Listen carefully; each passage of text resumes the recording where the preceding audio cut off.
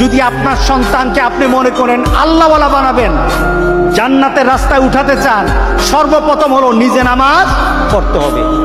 বেশি কথা নয়, রাসূল সাল্লাল্লাহু আলাইহি সাল্লামের শেষ ওসিয়ত যদি আপনার মধ্যে না থাকে তাহলে মনে রেখে দিয়েন, রাসূল ফিরত নেবেন আপনার থেকে ওসিয়ত।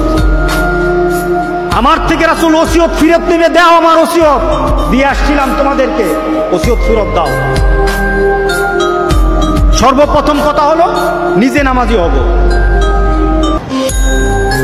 দ্বিতীয়ত, নামাজ পড়ার সময় নিজে যখন নামাজ পড়েন, ছেলে যে কোনো বয়সের হোক, 1 বছর পাশে বসিয়ে রাখেন, পাশে বসায় রাখেন, 1 বছর পাশে বসায় রাখেন, 2 বছর পাশে থাকুক। রাসূল সাল্লাল্লাহু আলাইহি সাল্লাম হাসান হুসাইনকে পাশে রাখতেন। রাসূল যখন নামাজের মধ্যে সেজদায় চলে যেতেন, হযরত হাসান হযরত হুসাইন তারা গিয়ে রাসূল সাল্লাল্লাহু আলাইহি সাল্লামের ঘাড় মুবারকে গিয়ে বসতো। সুবহানাল্লাহ বললেন না? কোথায় বসতো?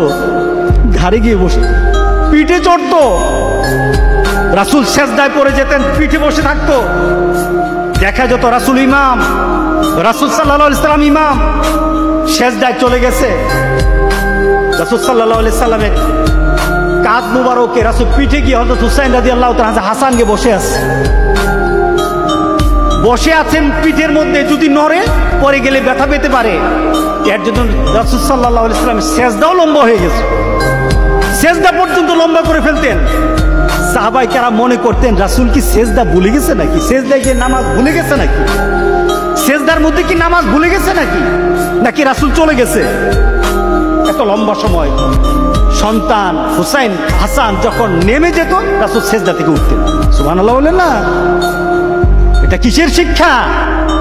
এটা হলো আপনার সন্তানকে নামাজ শিক্ষার জন্য আপনাকে পাশে রাখতে হবে। আপনার সন্তানকে, আপনি নামাজ পড়েন, সন্তান টেলিভিশন দেখে, হয় কি না এমন?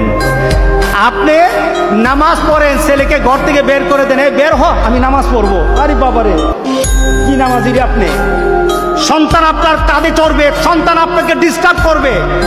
এরপরে দেখবেন সন্তান আপনার সাথে সাথে আপনিও সেজদা দেন, সন্তান ল্যাংটা হয়ে আপনার সাথে সেজদা দেন। কি বলেন? হ্যাঁ, আপনি বিড়ি টেনে দেখেন, আপনি বিড়ি টানেন, আপনার 1 বছরের বাচ্চা বিড়ি টানে, সে দেখবেন কিছুক্ষণ পরে কোনো জিনিস যা পায় এটা টানে। তার মানে কি? বাপের লক্ষ্মী ছেলে। এটা বাপের কি ছেলে? বাপের লক্ষ্মী ছেলে। আর যখন নামাজি, আপনি যখন সেজদা দেন, 1 বছরের সন্তানও দেখে দেখে সেজদা দেয়, তখন এটা আল্লাহওয়ালা ছেলে হবে। এটাই আল্লাহওয়ালা ছেলে হবে। এটাই আমাদের দায়িত্ব। কি বলেন? করা দরকার আছে কিনা বলেন? রাসূল সাল্লাল্লাহু আলাইহি সাল্লাম নিজ সন্তান জাইনাব আবুল আসেমের কন্যা উমামাকে রাসূল সাল্লাল্লাহু আলাইহি সাল্লাম কুলি নিয়ে নামাজ পড়তেন, কুলি নিয়ে নামাজ পড়তেন। জাইনাব এবং উমামাকে কুলি নিয়ে রাসূল সাল্লাল্লাহু আলাইহি সাল্লাম নামাজ পড়তেন। এই নীতি যদি আমাদের ঘরগড়ির মধ্যে আমরা চালু করে দিতে পারি, ইনশাআল্লাহ আমাদের সন্তান আমাদের থেকে নামাজ শিক্ষা প্র্যাকটিস দেখতে পারবে না? কি বলেন? দরকার আছে কিনা বলেন? প্রথম কথা কি বলেন তো দেখি? নিজে নামাজ পড়ব।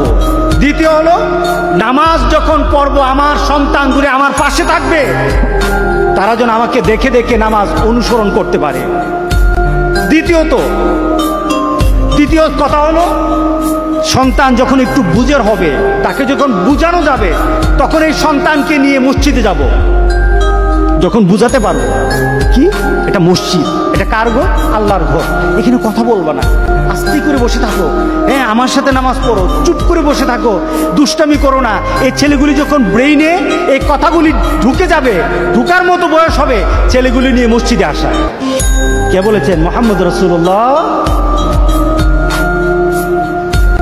রাসূল সাল্লাল্লাহু আলাইহি সাল্লাম বলছেন, তোমার ছেলে যখন ডান বাম চিনে, তাকে যদি বলো ডান কোনটা, সে বলতে পারে, বাম কোনটা বলতে পারে, তাকে নামাজ শেখাও। 7 বছরের কথা আছে, 10 বছরের কথা আছে, শাসনের কথা আছে। এটা হলো যখন একটু বয়স হয়, আপনি এইভাবে নামাজের জন্য তার পেছনে লেগে যাবেন, তাকে কিভাবে শিক্ষা দেওয়া যায়।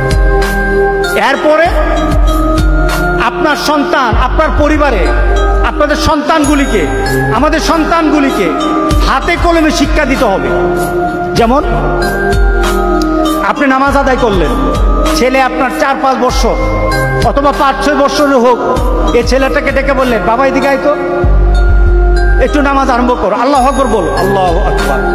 সানা পড়ো তো, সানা পড়তে পারে না, আপনি বললেন পড়ো, আমার সাথে পড়ো। এখন সানা পড়লো, বাবা বলো তো আউযু বিল্লাহি মিনাশ শাইতানির রাজিম বিসমিল্লাহির রহমানির রহিম, সেটাও বললো। সূরা ফাতিহা আপনি পড়লেন, যে কোনো একটা সূরা আপনার সাথে মিলালো। এভাবে পড়তে পড়তে আপনি 1 দিন 2 দিন 3 দিন 1 মাস পড়তে থাকেন না? কি বলেন? ছেলেটাকে নামাজ পড়াতে কতদিন লাগবে? নামাজ শিখাতে কতদিন লাগবে? আপনি তাকবীরে উলা দিয়ে বলবেন এইটা হলো প্রথম নামাজ আরম্ভ, আল্লাহু আকবার বলে আরম্ভ করতে হয়। এরপরে সানা পড়ে তাকে শিক্ষা দিলেন, আপনি পড়বেন, সে পড়বে।